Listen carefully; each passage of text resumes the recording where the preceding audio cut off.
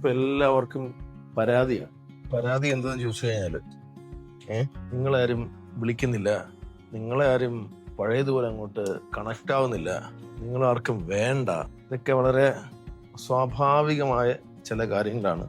ഒരു കാര്യം മനസ്സിലാക്കേണ്ടത്, ഇതൊന്നും അവരുടെ കുറ്റമല്ല, അവരുടെ കുഴപ്പമല്ല, നമ്മുടെ കുഴപ്പമാണ്.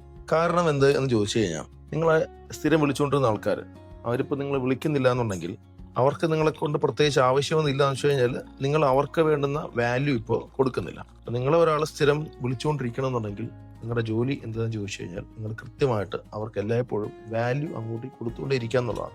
നിങ്ങൾ വാല്യൂ കൊടുക്കുന്ന ഒരാളാണെന്നുണ്ടെങ്കിൽ ഉറപ്പായിട്ടും നിങ്ങളെ തേടിയ ആൾക്കാർ വരും, അവർ നിങ്ങളെ വിളിക്കും. അപ്പോൾ നിങ്ങൾ ശ്രദ്ധിക്കേണ്ടത്, നിങ്ങളെക്കുറിച്ച് നിങ്ങളുടെ സുഹൃത്തുക്കളുടെ ഇടയിൽ നിങ്ങളെക്കുറിച്ച് എന്ത് സ്റ്റോറിയാണ് ഇപ്പോൾ പറഞ്ഞുകൊണ്ടിരിക്കുന്നതെന്ന് ആരെങ്കിലും വഴി അറിയാൻ ശ്രമിക്കുക.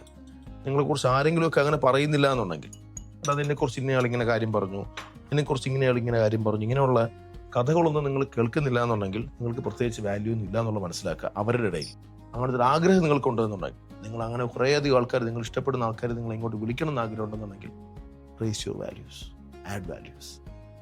അപ്പോൾ നിങ്ങളുടെ സ്റ്റോറീസ് അവരിങ്ങനെ പറഞ്ഞുകൊണ്ടേയിരിക്കും. ഓക്കെ.